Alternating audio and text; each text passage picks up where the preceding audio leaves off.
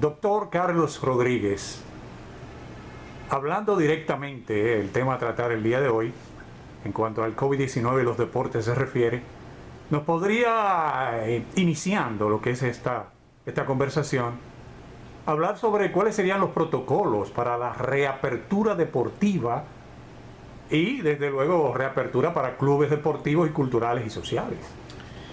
Gracias. Mira, en mi humilde opinión, mientras dura la cuarentena, tal vez habría una situación de alarma y hasta que no se encontrara vacuna o un remedio efectivo, pues quizás todas estas cosas todo el mundo pensaría que quedarían obviamente cerradas. Sin embargo, vemos que el virus viene y va a quedar.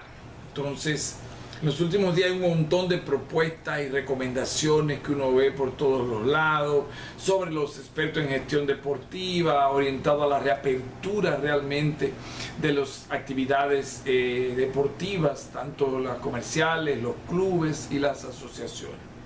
Pero es una situación totalmente nueva que ha, como quien dice, quebrado el devenir de la costumbre y la vida realmente cotidiana, ¿no? Y hay una incertidumbre muy grande que alcanza tantos aspectos de la actividad deportiva, de la vida diaria, y hay que ser muy cauto a la hora de lanzarse, porque esto puede estar muy bien intencionado, pero de repente puede traer consecuencias que no son las más queridas por todo el mundo. Un dato importante es que estas actividades deportivas aglutinan mucha gente, pero también son actividades que facturan dinero y que dan empleo a muchas personas, es decir, mucha gente vive de la actividad deportiva. Entonces, en ese sentido, es un sector muy dinámico y acostumbrado a cambios, ¿no? Es innovador por naturaleza, eso lo sabemos, y desde el punto de vista de la parte operativa como tal, en términos, por ejemplo, de gimnasio, no podrían abrirse vestuarios y solamente gimnasio podría estar dentro de lo que ubique reserva, para no juntar muchas personas. En el caso, por ejemplo, de golf, podría ser una reserva online, la persona llega, coge sus palos y al final de todo desinfecta carritos, desinfecta palos, etc. O sea, es mucho más práctico algunas actividades deportivas.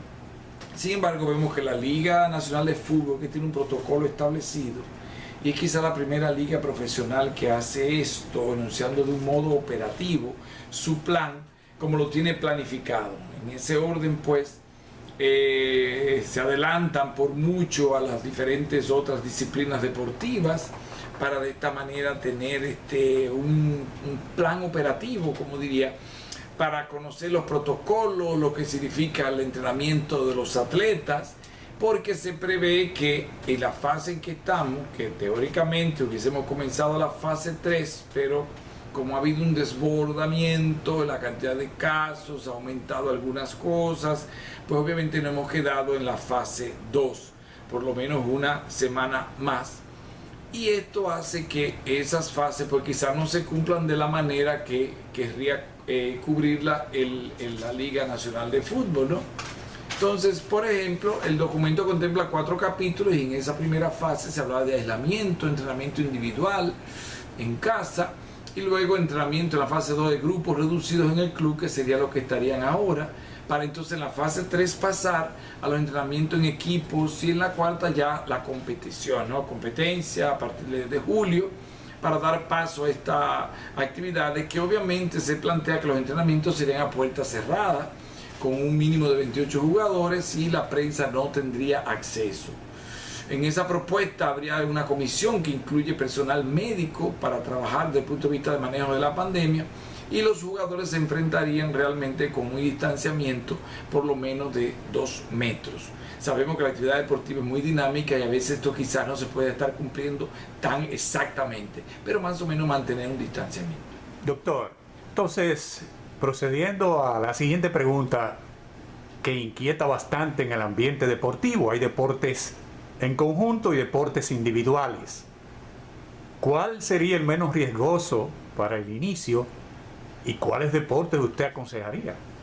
Bueno, fíjate, siempre obviamente los deportes individuales podrían abrir y serían mucho menos traería menos riesgos, como fuera ser el golf, como pudiera ser el tenis, como pudieran ser hasta los mismos deportes de gimnasia, pero de manera individual. Mientras tanto, se estudia cómo manejar la parte de las piscinas, que es algo un poquito aparte, ¿no? Quizá la actividad deportiva puede ser aquella sin contacto, como bicicleta, como patinar, correr, surf, pero deportes individuales con una protección adecuada. No se permitirían así deportes de aglutinación de personas, ni en pareja, y se pueden hacer entrenamientos individuales y federados, y esos entrenamientos estarían perfectamente dirigidos de acuerdo a las recomendaciones de las ligas profesionales. La liga puede desarrollar entrenamiento de tipo medio, que consistiría en ejercicio de tareas individualizadas, carácter físico, como relación de entrenamientos tácticos, donde pueden juntar personas no más de 10 en grupo, distancia de por lo menos 2 metros, evitando en todo caso que haya ese contacto físico importante, y pueden utilizar las instalaciones cumpliendo las reglas establecidas por las autoridades sanitarias, que hay que tomar muy en cuenta. Se podría reanudar campeonatos profesionales mediante partidos a puerta cerrada con limitación de público, que pueden ser retransmitidos, y esto es importante porque no tienen la presencia de prensa ni nada de esto. Y en ese deporte profesional y ya federado, la reapertura de campeonatos profesionales mediante partidos tendría que ser a puerta cerrada siempre y retransmitido. En la fase 3 y más adelante se prevé que esas actividades deportivas en espacios cerrados, donde no exista contacto o el riesgo de contacto sea moderado. Por ejemplo, el público debería estar limitado a una persona por cada 20 metros cuadrados. En los partidos con máximo de medio público habría que garantizar la separación y la seguridad entre los espectadores y el tipo de actividades que se lleven allí. Es decir, que con una cierta regla, con moderación, esto puede ir reabriendo en la medida que las fases van pasando a la última etapa. En todo caso, la Liga de Taiwán empezó su béisbol y están jugando partidos, permiten 2.000 personas por partido. Sí, pero ve a ver cuánto es la capacidad del estadio. Exacto. Y es abierto. Es abierto, principalmente las actividades al aire libre serían mucho más recomendadas, y esto trae como consecuencia que sí se puedan establecer. Ahora, los públicos asiáticos son muy diferentes a los públicos de esta lado del mundo. Entonces hay que establecer unas reglas muy claras, hay que tener un orden personal que mantenga el orden, porque si no se vuelve una calamidad. Ya te imaginas todo el mundo queriendo entrar, queriendo empujar, y eso realmente sí que no se puede. Entonces yo creo que para nosotros se hace un poco más difícil, precisamente por el calor, la euforia de los equipos y los fanáticos, a diferencia de los públicos asiáticos. Son gente muy tranquila, muy educada, muy que siguen las reglas. Entonces, ojo con esto. Ojo. ¿Usted cree que podría empezar el campeonato de béisbol invernal? Yo creo que para la fecha que se tiene siempre previsto, sí, pero llevando a cabo todas estas recomendaciones que tenemos, y obviamente para esta época del año, que siempre es octubre, por ahí que comienzan los campeonatos, ya obviamente estaremos en otra fase a nivel de la pandemia. Claro, como digo, el virus no va a desaparecer, el virus vino para quedarse. Entonces, siguiendo las reglas y siguiendo el distanciamiento, lavado de manos, higiene, cubrir el uso de mascarilla, no andar tosiendo ni estornudando, yo pienso que sí. Obviamente que no va a ser con el público abarrotado. No. Va a haber que poner limitantes, va a haber que poner un distanciamiento, y se van a poder celebrar sin ningún problema. Yo lo veo bien. Entonces se podría vender comida ahí, refresco y agua. Bueno, para este tipo de cosas hay que prever algunas cosas, porque fíjate, en la bebida y comida la gente se retira la mascarilla. Sí. Entonces sería muy complicado el tener ventas libres de comidas y bebidas. Eso es prácticamente algo que quizás no sea contemplado de primera intención. Entonces habría que tener mucho cuidado con esto. Imagínate la gente cómo bebe con mascarilla, cómo come con mascarilla. Entonces se armaría exactamente la retirada de mascarilla de todo el que está allí, con el riesgo de contagio que pudiera haber. Entonces eso sí tiene que ser muy controlado. Doctor, ¿es recomendable el uso de la mascarilla en la práctica deportiva?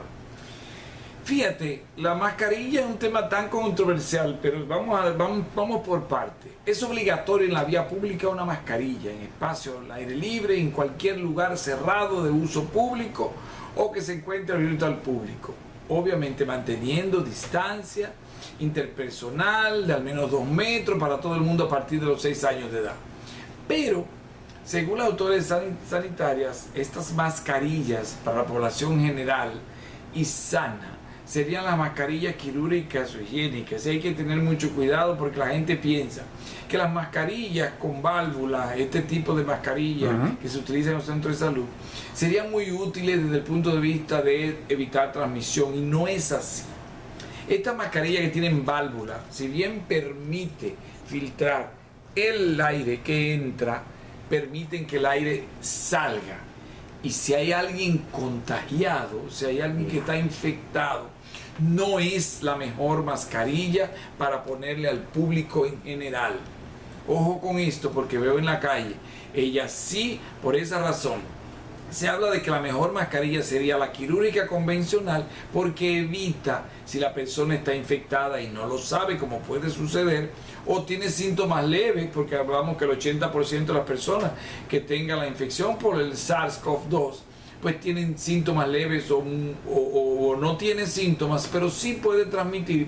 Tendría que tener una mascarilla que bloquee la salida de secreción respiratoria de esa gotita hacia el exterior, y eso no es lo que hace esta mascarilla, que es práctica y cómoda para el personal de salud porque puede respirar, pero al mismo tiempo puede exhalar el aire. Entonces esto tiene que ser muy claro. Obviamente que esto no excluye que las medidas de higiene, el lavado de manos y el no tocar la mascarilla principalmente a cada momento y no tocarse la cara sean elementos muy importantes. Ahora, en la práctica de deporte, aquellos deportes que exigen un sobreesfuerzo, aquellos como correr, montar bicicleta, carrera, todo esto, resulta incompatible el uso de mascarilla. Entonces hay que tener mucho cuidado, pero sin dejar al lado las medidas de higiene. Entonces, estas actividades deportivas que implican un sobreesfuerzo, que se necesita pues mucho más oxigenación, que se necesita a que el organismo esté en condiciones óptimas, no permitirían el uso de mascarilla. Entonces ahí habría que mantener sí el distanciamiento y reglas muy específicas para evitar contagios, porque no permitiría usar mascarilla. La ventilación, la respiración, dígame en cuanto a esto se refiere, ¿cómo debería de ser? ¿Es mejor practicar un deporte bajo techo o al aire libre? ¿Cuál es la ventilación? Fíjate, siempre que sea posible la actividad al aire libre sin público es preferible. La recomendación sería practicar esos deportes en los que no exista contacto, por ejemplo atletismo o tenis al aire libre, pero la recomendación es que tiene que tener un perímetro de seguridad importante, principalmente de 10, en caminata 4 o 5 metros, pero en corredores unos 10 metros. El que haya bicicleta también debería ser 10 metros de distancia, y cuando se vaya a alta velocidad en bicicleta por lo menos 20 metros. Sabemos que la respiración cuando se hace deporte es mucho más intensa y la salida de secreción respiratoria hacia el exterior es mucho más potente. Por esta razón, para disminuir el riesgo de contagiarse, debe mantenerse esta distancia: 4 o 5 metros al caminar, 10 metros al correr o montar bicicleta y unos 20 metros si es bicicleta de alta velocidad. Ello implica que la distancia entre uno y otro, principalmente la posición, sea diagonal y no sea uno detrás de otro, para que la misma secreción respiratoria que va corriendo con el viento cuando el individuo va corriendo o montando bicicleta no le caiga encima al otro que viene detrás de él. Entonces, ojo con esto, actividades preferiblemente al aire libre. En el caso de automovilismo, vamos en una carrera de autos, ¿cómo podría ser? Bueno, fíjate, en la carrera de auto nada más está el piloto allí envuelto en el carro. Entonces no habrían problema, y si hay un público con un distanciamiento puede ser perfectamente permitido o retransmitido como tal, pero no implicaría, porque no es un deporte de contacto. El piloto no va con el carro lleno de personas, el piloto va solo y obviamente manteniendo después, cuando ya esté fuera del vehículo, el distanciamiento, el uso de la mascarilla y la higiene, no hay ningún problema en ese sentido. O sea, podemos comenzar el campeonato de automovilismo. Depende, en esta fase todavía, que estamos en fase 2, donde hay un aumento de contagio, es imposible que hablemos de actividades, principalmente por la agrupación de personas, que en esta fase no se permite la aglomeración de personas. Pero ya cuando pasemos a la siguiente fase, ya estemos en la última fase, pues con los distanciamientos no habría ningún problema. Doctor, hemos aprendido la palabra sanitizar. Algunos equivocan y dicen sanitizar, que es otra cosa, ¿no? Queríamos que nos hablara, por favor, sobre si el atleta debe sanitizar sus pies y manos. Mira, la recomendación general desde mucho antes de estas cosas por los expertos es que aconseja no andar con pies descalzos en lugares públicos, piscinas, duchas, centros deportivos, y utilizar las medias o calzado que favorezcan la transpiración para cuidar la higiene como de costumbre por otras infecciones. Sabemos que, por ejemplo, en verano aumenta el riesgo de sufrir lesiones o infecciones en los pies por los papilomas plantares, que afectan más a niños y adolescentes. Y se recomiendan medidas simples en términos del cuidado de los pies. Porque el papiloma es un virus que puede penetrar fácilmente y hacer la lesión que llamamos el papiloma plantar, principalmente en esta persona que anda descalza. Desde el punto de vista de esta pandemia, hay mucho miedo en relación a la transmisión, que si el calzado, todo esto. Si estamos en lugares públicos, lo correcto es que al llegar a nuestras casas, pues nos vamos a despojar de todas estas cosas, toda esta indumentaria que hemos estado, incluyendo el calzado, pero nadie ha demostrado, desde el punto de vista en cantidad, que esto tenga un efecto así tan importante. Claro, sanitizar las personas, el calzado y la ropa, principalmente cuando ha tenido contacto con otras personas en público, es una buena medida, igual que el lavado de manos y el uso de mascarilla.